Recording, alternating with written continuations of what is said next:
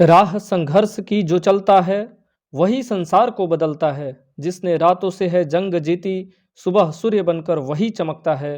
नमस्कार दोस्तों, आइडियल तैयारी यूट्यूब चैनल पर आप सभी का स्वागत है। कल आरआरबी एनटीपीसी सीबीटी 1 का रिजल्ट जारी किया गया, जिसमें सफल सभी अभ्यर्थियों को हार्दिक बधाई। हाई कट ऑफ और रिजल्ट देने के तरीके की वजह से जिनका सिलेक्शन नहीं हो पाया है, उन अभ्यर्थियों को मैं कहना चाहूँगा, सक्सेस और फेलियर दोनों साथ साथ चलते हैं। अगर आप फेल हुए हैं तो ये आपके सफलता की सीढ़ी है। दोस्तों, सीबीटी 2 होने में काफ़ी कम समय बचा है। इन कम समय में आरआरबी एनटीपीसी मेंस की तैयारी कैसे करें, आज के इस वीडियो में हम इसी टॉपिक पर बात करेंगे। तो चलिए स्टार्ट करते हैं आज के इस वीडियो को। सीबीटी 2 में कुल 120 प्रश्न पूछे जाएंगे, जिनके लिए 90 मिनट का समय दिया जाएगा आपको। इन 120 प्रश्नों में मैथ से 35 क्वेश्चंस, रीजनिंग से 35 क्वेश्चंस और जीएस से 50 क्वेश्चंस आपसे पूछे जाएंगे। इन तीनों टॉपिक में मैथ और रीजनिंग दोस्तों काफ़ी स्कोरिंग विषय है, इसमें आप तैयारी करके अच्छा स्कोर उठा सकते हैं। वहीं जनरल नॉलेज में स्कोर उठाना थोड़ा कठिन होता है, क्योंकि इसमें प्रश्नों की प्रकृति में काफ़ी विविधता होती है। तो आज के वीडियो में हम यही देखेंगे कि बचे हुए 20 से 25 दिनों में सीबीटी 2 की तैयारी किस प्रकार करें कि अच्छे स्कोर आए। तो चलिए आगे देखते हैं। दोस्तों, अब आपके पास काफ़ी कम समय बचा है। इस समय में आप पुस्तकें नहीं पढ़ सकते, किताबें नहीं पढ़ सकते ज़्यादा से ज़्यादा। अब आपको मैक्सिमम प्रैक्टिस सेट को ही सॉल्व करना है और प्रयास करना है दोस्तों कि एक दिन में कम से कम आप 2 प्रैक्टिस सेट को ज़रूर सॉल्व करें। प्रैक्टिस सेट सॉल्व करने से दोस्तों आपकी 3 चीज़ें कंप्लीट होती हैं: टाइम मैनेजमेंट, इम्प्रूवमेंट और एग्ज़ाम प्रेशर को कैसे हैंडल किया जाता है। और यही 3 दोस्तों आपके एग्ज़ाम में अच्छे मार्क्स लाने के लिए सबसे ज़्यादा महत्वपूर्ण है। आप अपना टाइम मैनेज कैसे कर सकते हैं, इसके ऊपर बात करते हैं। तो दोस्तों, प्रत्येक दिन 2 प्रैक्टिस सेट ज़रूर बनाएं।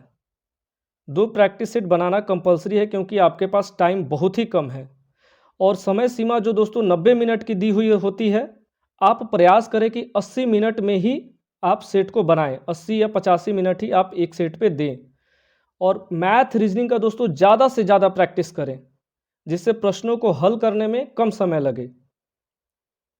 करेंट अफेयर्स और सामान्य अध्ययन के प्रश्नों का रिवीजन ज़्यादा से ज़्यादा करें, जिससे ऑप्शंस में कन्फ्यूजन ना रहे और आपको एक प्रश्न पर ज़्यादा समय ना देना पड़े। कभी कभी होता क्या है कि कोई 2 ऑप्शंस इतने नज़दीक होते हैं कि हम नहीं चूज़ कर पाते हैं कि कौन सा ऑप्शन सही है, और इस उधेड़-बुन में काफ़ी समय हमारा व्यतीत हो जाता है। तो इसलिए दोस्तों, आप प्रश्नों को रिवीजन इतना करें कि आपको किसी प्रकार का कन्फ्यूजन ना रहे। जो भी प्रश्न आपको आ रहे हैं, पहले उनको हल करते चलें। कठिन प्रश्नों को बाद में हल करें, जिससे आप पूरे प्रश्नों को समय सीमा के अंदर हल कर पाएंगे। तो दोस्तों, जो भी कठिन प्रश्न आए उनको आप स्किप कर दें स्टार्टिंग में, क्योंकि अगर आप कठिन प्रश्नों पे अगर ज़्यादा समय देंगे तो हो सकता है कि आगे आप हल्के प्रश्नों को सॉल्व करने के लिए आपके पास समय ना बचे। दोस्तों, प्रैक्टिस सेट बनाने का दूसरा फ़ायदा जो है वो है इम्प्रूवमेंट। जब आप प्रैक्टिस सेट बनाते हैं तो आपको अपने अंदर इम्प्रूवमेंट दिखना चाहिए। प्रत्येक प्रैक्टिस सेट बनाने का जो मुख्य उद्देश्य होता है वो इम्प्रूवमेंट ही होना चाहिए। पहले प्रैक्टिस सेट में आप जो भी मैथ और रीजनिंग के प्रश्न ना बने, उसका अलग से नोट्स जरूर बनाएं और उन प्रश्नों का अभ्यास हर 1-2 दिन के बाद जरूर करें। साथ ही उससे जो संबंधित टॉपिक है, जैसे मान के चलिए आपको अगर कार्य और समय का प्रश्न आपसे नहीं बनता है प्रैक्टिस सेट में, तो आप कार्य और समय के उस टाइप के प्रश्न को नोट्स में बनाएं और कार्य और समय को अच्छे तरीके से तैयार करें, जिससे क्या हो कि जब आप अगला सेट बनाने जाएं तो उस टॉपिक से संबंधित कोई भी प्रश्न आपका गलत ना हो और आप उस प्रश्न को ना छोड़ें। सामान्य अध्ययन में भी आपको उन प्रश्नों पर विशेष ध्यान देना है जिसे आपने गलत किया है। उस प्रश्न से संबंधित टॉपिक को अच्छे से तैयार करें, जिससे उस टॉपिक से संबंधित प्रश्न आने वाले सेट में गलत ना हो। जैसे कि मान लीजिए कि आप सेट बना रहे हैं और आपने ज्वालामुखी से संबंधित कोई प्रश्न गलत कर दिया, तो आपको क्या करना है, आपको ज्वालामुखी टॉपिक को ही अच्छे से क्लियर करना है। ऐसा आप हर टॉपिक के साथ करें।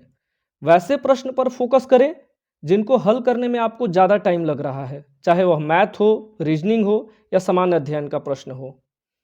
क्योंकि दोस्तों जिस प्रकार के प्रश्नों को बनाने में आपका ज़्यादा टाइम किल हो रहा है, वैसे प्रश्नों पे आपको विशेष फोकस रखना है और वैसे प्रश्नों का मैनेजमेंट अगर आप कर लेते हैं तो आप एग्जाम में तय समय सीमा के अंदर ही सारे प्रश्नों को हल कर पाएंगे।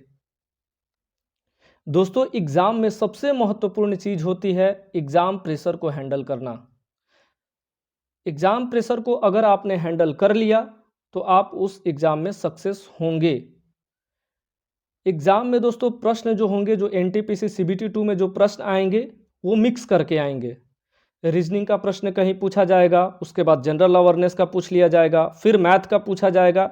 ऐसे करके प्रश्न अलग अलग जगह पे पूछे जाएंगे। रीजनिंग में भी दोस्तों अगर जैसे सिटिंग अरेंजमेंट है तो सिटिंग अरेंजमेंट का एक प्रश्न पहले पूछा जाएगा, फिर 10-15 प्रश्नों के बाद अगला प्रश्न पूछा जाएगा। तो ऐसे आपसे प्रश्न पूछा जा सकता है। तो आपको इसको टैकल करने के लिए पहले से तैयार रहना होगा। प्रश्न में 4 ऑप्शंस देने के बाद भी दोस्तों ऑप्शंस का एक अलग लेयर दिया जा सकता है। जैसे कि आप यहाँ देख सकते हैं, आपको A B C D 4 options दिए जाएंगे और बाद में फिर से इसका ऑप्शन दिया जाएगा 1 में सी, 2 में ए, 3 में डी, 4 में बी। अगर आप इस आंसर को टिक करते हैं दोस्तों तो इसमें आपका ये आंसर गलत हो सकता है। पिछली बार एग्जाम में ऐसा हुआ था एनटीपीसी सीबीटी 2 में, तो इस बात पे आपको विशेष ध्यान देना है। देखिए, यदि शुरुआत में अगर आप कुछ प्रश्न, जैसे कभी कभी क्या होता है कि शुरुआत में 10 प्रश्न कठिन आ जाते हैं तो आप उसको स्किप कर दें। अगर नहीं तो आप उन कठिन प्रश्नों को देखेंगे और उसको सॉल्व करने का प्रयास करेंगे तो हो सकता है कि आपका माइंड डाइवर्ट हो, आपका माइंड मेंटालिटी पे जो प्रेशर है वो बढ़े और आप आगे के इजी प्रश्नों को भी आसानी से हल ना कर पाएँ। इसलिए आपको ऐसा करना चाहिए कि जो कठिन प्रश्न हो उनको आप स्किप करिए। ये जानबूझकर दिया जाता है कि कैंडिडेट्स जो हैं उनके माइंड पे प्रेशर ज़्यादा है, ये कंपटीशन को टफ करने के लिए ऐसा किया जाता है। तो आपको उन क्वेश्चन को स्किप करना है। उसके बाद आपको इजी टू मॉडरेट प्रश्न जरूर मिलेंगे जिसे आप सॉल्व करें। कठिन प्रश्न आपको कहीं भी मिल सकते हैं, खास करके स्टार्टिंग में और मिडिल में, जिसमें आपको परेशान नहीं होना है, अपने माइंड को डाइवर्ट नहीं करना है। अगर आप इस सिचुएशन से बाहर निकल गए तो आप सारे प्रश्नों को हल कर पाएंगे, अन्यथा आप समय सीमा में सारे प्रश्नों को देख भी नहीं पाएंगे। तो ये काफ़ी ज़रूरी है दोस्तों, इस बात पे आपको विशेष ध्यान देना है। अब हम देख लेते हैं प्रैक्टिस सेट बनाने के दौरान बाकी सब्जेक्ट्स की हम कैसे तैयारी करेंगे। तो दोस्तों सबसे पहले मैथमेटिक्स को देखते हैं। तो इसमें एडवांस मैथ और अरिथमेटिक, अंकगणित, दोस्तों ये दोनों पोर्शन पे आपको समान वेटेज देना है। आपको एडवांस मैथ भी देखना है और आपको अरिथमेटिक भी देखना है। दोनों पार्ट को दोस्तों बराबर वेटेज देना है। प्रीवियस ईयर के प्रश्नों को दोस्तों ज़्यादा से ज़्यादा सॉल्व करें, ये आपके लिए काफ़ी बेनिफिशियल होगा। मैथ्स के क्वेश्चन दोस्तों बेसिक ही आते हैं, रेलवे के एग्जाम्स में बेसिक क्वेश्चन ही पूछे जाते हैं। तो ट्रिक्स पे ज़्यादा भरोसा मत करिए, ट्रिक्स के बजाय बेसिक मेथड पे ज़्यादा फोकस करिए और उसी से प्रश्नों को हल करने का प्रयास करिए। इससे क्या होता है कि आपके आंसर्स के गलत होने की संभावना कम हो जाती है। प्रैक्टिस सेट में जो भी प्रश्न आपसे नहीं बनता है उसका नोट्स जरूर बनाएं। मैं आपको बार बार जोर दे के ये बात बता रहा हूं कि जो भी सेट में प्रश्न आपसे नहीं बनता है उसका नोट्स जरूर बनाएं और बार बार उसका रिवीजन करें। जब तक जिस डेट को आपका एग्जाम है उस एग्जाम के एक दिन पहले तक आप उन प्रश्नों का रिवीजन जरूर करें और उससे संबंधित टॉपिक को भी अच्छे से तैयार करें। यदि प्रश्न आपको कठिन लगे और एक बार में सॉल्व ना हो पाए तो उस प्रश्न को छोड़कर आगे बढ़ जाएं और उस प्रश्न को अंतिम समय के लिए छोड़ दें। कभी कभी क्या होता है कि स्टार्टिंग में हमसे प्रश्न नहीं बनता है, लेकिन जब हम बाकी प्रश्नों को बनाने के बाद आते हैं तो कुछ ना कुछ क्वेश्चंस आसानी से बन जाते हैं। इसलिए प्रश्नों को लास्ट समय के लिए छोड़ दें और आसान प्रश्नों को हल करने पे ज़्यादा फोकस करें, क्योंकि दोस्तों जो हमारा रिजल्ट होगा वो 90% इजी क्वेश्चन पे होगा। जो 10% टफ क्वेश्चंस होते हैं वो उस पर आपका रिजल्ट नहीं होने वाला है। तो इसलिए आपको फोकस करना है कि आपके इजी क्वेश्चंस गलत ना हो और आप इजी क्वेश्चंस को जरूर बनाएं। अब रीजनिंग के बारे में देखते हैं दोस्तों। तो रीजनिंग को हम लोग क्या करते हैं कि इजी समझ के रीजनिंग का प्रैक्टिस बहुत कम करते हैं, लेकिन ये गलत तरीका है। रीजनिंग को आसान समझकर ना छोड़ें, इसका प्रैक्टिस बहुत ज़रूरी है। क्योंकि इसका प्रैक्टिस करने से ही आप टाइम को बचा सकते हैं, जिस टाइम का प्रयोग आप मैथ के प्रश्नों को हल करने में कर सकते हैं। प्रैक्टिस सेट बनाने के दौरान आप जो भी रीजनिंग के प्रश्न नहीं बना पाए हैं उसका नोट्स जरूर बनाएं और उससे संबंधित टॉपिक्स को भी एक दो बार रिवीजन जरूर करें 1-2 दिन के बाद। मैथ और रीजनिंग में ही आप अच्छे मार्क्स उठाकर अपना रिजल्ट सुनिश्चित कर सकते हैं, इस बात को आपको याद रखना है। सामान्य अध्ययन के प्रश्नों में एक प्रकार की अनिश्चितता होती है क्योंकि इसमें काफ़ी ज़्यादा विविधता होती है। आप चाहे कितना भी तैयारी कर लें, लेकिन सामान्य अध्ययन के प्रश्नों को आप ज़्यादा से ज़्यादा नहीं सॉल्व कर पाएंगे। आपको नंबर जो है मैथ और रीजनिंग में ही उठाना है। आप कितना भी तैयारी करें, सभी प्रश्नों को सही सही हल नहीं कर सकते हैं सामान्य अध्ययन के प्रश्नों को। सामान्य अध्ययन की तैयारी दोस्तों सबसे महत्वपूर्ण है क्योंकि इससे 50 प्रश्न पूछे जाते हैं।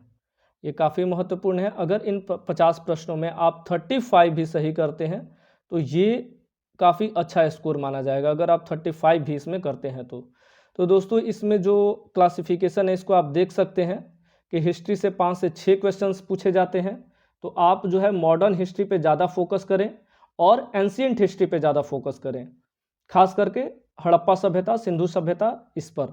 और दोस्तों ज्योग्राफी से 4 से 5 क्वेश्चंस पूछे जाते हैं, पॉलिटी से 4 से 5 क्वेश्चंस आते हैं, इकोनॉमिक्स से 1 से 4, स्टैटिक जीके जो होता है दोस्तों 8 से 10 पूछा जाता है। ये यूनिक टाइप का जीके होता है जो रेलवे स्पेशल पूछा जाता है। ये दोस्तों आप स्पीडी की बुक या प्लेटफॉर्म की बुक, उसमें इस टाइप के क्वेश्चंस ज़्यादा दिए रहते हैं, तो आप इन बुक को प्रिफर कर सकते हैं। करेंट अफेयर से दोस्तों 12 से 15 क्वेश्चंस तक आपसे पूछे जा सकते हैं, तो करेंट अफेयर्स काफ़ी महत्वपूर्ण है। कंप्यूटर से भी क्वेश्चन एनटीपीसी में रहते हैं, ये आपको याद रखना है कि दोस्तों एक एक मार्क्स जो है वो महत्वपूर्ण है, इसलिए आपको किसी भी टॉपिक को नहीं छोड़ना है। आपके पास 20 से 25 दिन का समय है, आपको संघर्ष करना पड़ेगा, आपको रातों से अपने नींद से लड़ना पड़ेगा, तभी जाके आप अच्छे मार्क्स ला पाएंगे और इस एग्ज़ाम में सफल हो पाएंगे। फिजिक्स से दोस्तों 5 से 6, साइंस में फिजिक्स से क्वेश्चन ज़्यादा पूछे जाते हैं। इसमें हर टॉपिक से 10-20 प्रश्न बनते हैं जिनको आप आसानी से याद कर सकते हैं और इसमें अच्छा स्कोर कर सकते हैं। केमिस्ट्री में 3 से 4 क्वेश्चंस आते हैं, बायोलॉजी से 2 से 3 प्रश्न और साइंस एंड टेक से 1 या 2 प्रश्न आता है। तो दोस्तों सामान्य अध्ययन के लिए आप स्पीडी या प्लेटफॉर्म का बुक पढ़ सकते हैं।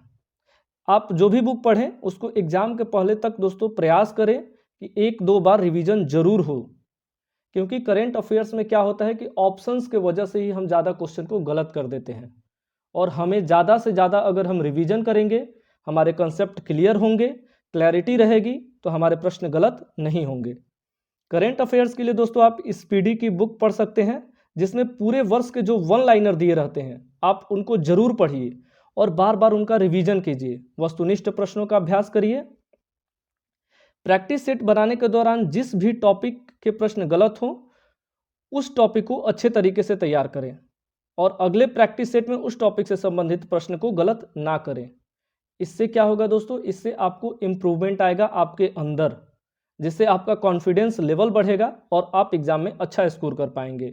प्रीवियस ईयर के जीके के प्रश्नों का रिवीजन दोस्तों जरूर करें, जिससे आपको पता चलेगा कि रेलवे एनटीपीसी में किस प्रकार के प्रश्न पूछे जाते हैं। अब दोस्तों मैं आपको कुछ इंपॉर्टेंट टिप्स दे देता हूं। तो प्रश्नों को ज़्यादा से ज़्यादा अटेम्प्ट करें, ये याद रखें, ये CBT 1 नहीं है, ये CBT 2 है। इसमें जो नॉर्मलाइजेशन इसमें दोस्तों नहीं हो पाएगा, क्योंकि इसमें जो हर लेवल के लिए अलग अलग एग्ज़ाम होंगे और वो 1 या 2 शिफ्ट में होंगे, तो इसमें नॉर्मलाइजेशन का ज़्यादा स्कोप नहीं है। इसलिए आप जितना ज़्यादा स्कोर करेंगे आपके मार्क्स उतने ज़्यादा होंगे और वही आपके मेरिट में काम आएगा। तो इसलिए दोस्तों ज़्यादा से ज़्यादा अटेम्प्ट करने का प्रयास करें। आप प्रयास करें कि आप 100 से ज़्यादा क्वेश्चन को जरूर अटेम्प्ट करें। इस प्रकार आप तैयारी करके दोस्तों CBT 2 में अच्छे मार्क्स ला सकते हैं, ये मेरा दावा है। अब आइडियल तैयारी चैनल के माध्यम से आप क्या क्या देख सकते हैं दोस्तों, इसके बारे में बात कर लेते हैं। तो इस चैनल पर हम आपके लिए पूरे वर्ष का महत्वपूर्ण करेंट अफेयर्स लेकर आएंगे, जिसमें करेंट अफेयर्स से संबंधित सभी स्टैटिक जीके को कवर किया जाएगा। विज्ञान से संबंधित महत्वपूर्ण प्रीवियस ईयर प्रश्नों को भी देखेंगे हम लोग, और सामान्य अध्ययन के भी महत्वपूर्ण प्रीवियस ईयर प्रश्नों को हम लोग इस चैनल पर देखेंगे।